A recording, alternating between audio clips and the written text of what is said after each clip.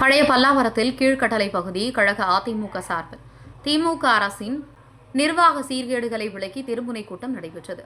செங்கல்பட்டு மேற்கு மாவட்டம் பழைய பல்லாவரத்தில் கீழ்கட்டளை பகுதி அதிமுக சார்பில் திமுக அரசின் நிர்வாக சீர்கேடுகளை விளக்கி திருமுனை கூட்டம் 17வது வார்டு கிளைவட்ட கழக செயலாளர் ராமநாதன் தலைமையில் கீழ்கட்டளை பகுதி கழக செயலாளர் சந்திரசேகர் ராஜா ஏற்பாட்டில் கச்சேரிமலை அருகே நடைபெற்றது.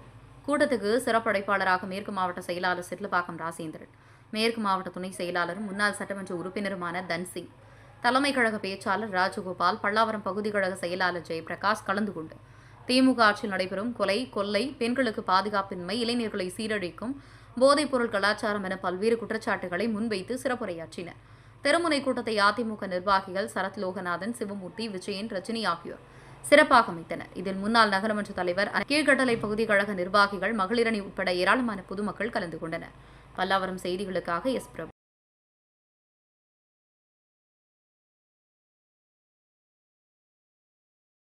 கழக நிர்வாகிகள், மகளிரணி உட்பட ஏராளமான பொதுமக்கள் கலந்து கொண்டனர்.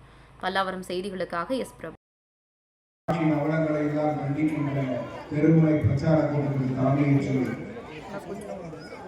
சிறப்பித்துக் கொண்டிருந்த வட்டக்கழக ஆட்சி செயலாளர் அறுவை தம்பி ராமநாதன் அவர்கள் நிகழ்ச்சியிலே தலைமை கழகத்தின் ஆட்சி பேச்சாளர் எங்களுடைய பாசத்துக்குரிய அருமையண்ணன் புலவர் ராஜகோபால் அவர்கள், அனகாபுத்தூர் பகுதி கழகத்தின் ஆட்சி செயலாளர் அருமையண்ணன், உங்களுடைய எண்ணிக்கையை பார்க்கின்ற போது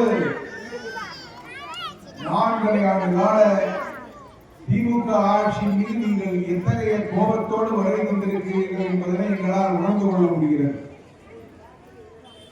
எனக்கு முன்பு பேசிய அருமை தம்பி தலைமை கழகத்தின் இளம் பேச்சாளர் தீனதயாளன் அவர்கள்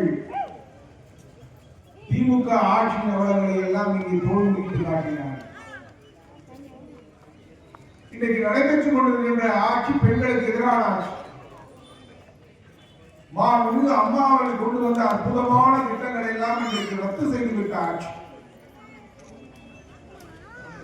அனைத்து இந்திய அண்ணா திராவிட முன்னேற்ற கழகத்திற்கு பெண்கள் பெருவாரியாக வாக்களிக்கிறார்கள். எனவே அந்த பெண்களை எல்லாம் பழி வாங்க வேண்டும் என்கின்ற ஸ்டாலினுடைய நினைப்புத்தான் இன்றைக்கு பல்வேறு திட்டங்களை ரத்து செய்வதற்கான காரணம்.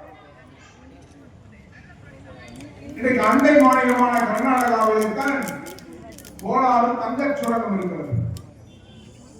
அந்த கோலாறு தங்கச் சுரங்கம் இருக்கக்கூடிய அந்த மாநிலத்திலே கூட தாலிக்கு தங்கம் திட்டம் கிடையாது.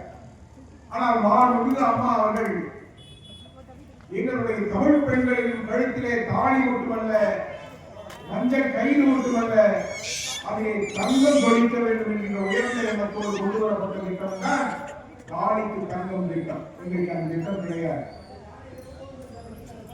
ஸ்டாலினுக்கு அவங்க வீட்டு பெண்கள் கழுத்துல தான் கிலோவா தங்கம் தொங்கணும், வேற யார் கழுத்திலையும் தங்கம் இருக்கக்கூடாது என்று நினைத்தாரோ என்னவோ தெரியவில்லை. இன்றைக்கு அந்த திட்டம் ரத்து செய்யப்பட்டது. இன்றைக்கு ஒரு பவுன் தங்கம் 85,000 ரூபாய். நம்ம வீட்டு பெண்கள் கழுத்துல அங்க எடப்பாடியார் மாண்புமிகு அம்மா 1 பவுன் தங்கம் கொடுத்தாங்க. இன்னைக்கு அதெல்லாம் பெண்கள் கழுத்துல இல்லாம போனதுக்கான காரணம் இந்த ஸ்டாலின் அவர்கள் என்பதை புரிந்து. அதே போல அம்மா அவர்கள் கிரைண்டர் மிக்ஸி ஃபேன் கொடுத்தார்கள். பெண்களுடைய வேலை பொருளை குறைப்பதற்காக அம்மா அவர்கள் கிரைண்டர் மிக்ஸி ஃபேன் கொடுத்தாங்க. இன்னைக்கு அந்த திட்டம் கிடையாது. பணிக்கு செல்லக்கூடிய பெண்களுக்கு ஸ்கூட்டி கொடுத்தார்கள். இன்னைக்கு அந்த திட்டம் கிடையாது. உங்க வீட்டு பிள்ளைகளுக்கு லேப்டாப் கொடுத்தாங்க. இன்னைக்கு அந்த திட்டம் கிடையாது.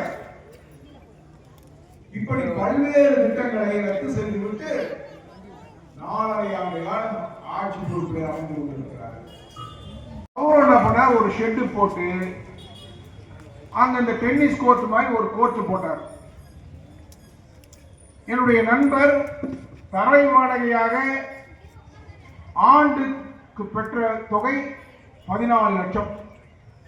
அந்த தர வாடகை விட்டு அவருக்கு வருஷத்துக்கு 14 லட்சம் ரூபாய் கிடைச்சிருக்கு.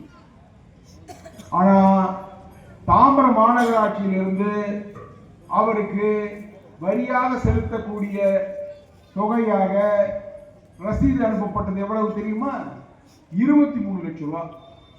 எந்த முட்டாளாவது 14 லட்சம் ரூபாய் வாடகை வாங்கி 23 லட்சம் ரூபாயை வரியா கட்ட முடியுமா?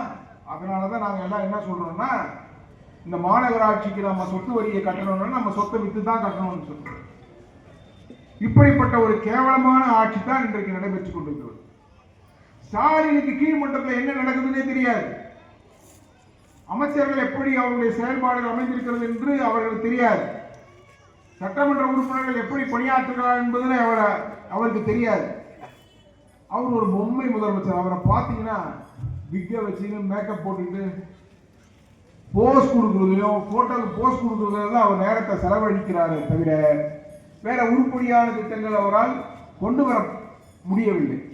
நீங்களாம் கூட டிவியில் அவரை பார்ப்பீங்க. நம்ம முதலமைச்சர் ஸ்டாலின் அவர்கள் இவ்வளவு சிவப்பா இருக்காரு, பரவாயில்லையே அப்படின்னு நினைப்பீங்க. அது சிவப்பு இல்லை, 3 கோட்டு மேக்கப். சிவப்புன்னு சொன்னா புரட்சி தலைவர் எம்ஜிஆருடைய நிறம் சிவப்பு, மாண்புமிகு அம்மாவுடைய கலர் சிவப்பு. ஸ்டாலின் ஏற்கனவே எதிர்கட்சியா இருக்கும்போது நம்ம பார்த்து பழகி இருக்கிறோம் இல்லையா? டிவியில் அடிக்கடிக்கு சட்டையை கிழிச்சிட்டு வேட்டி அவுத்துட்டு போன கதையெல்லாம் நீங்க பார்த்துருப்பீங்க. அப்பெல்லாம் கருப்பா இருந்த மனுஷன் இப்ப எப்படி சிவப்பானாரு? நாம கூட நானும் தரிசிக்கலாம் கல்யாணத்துக்கு போவோம்.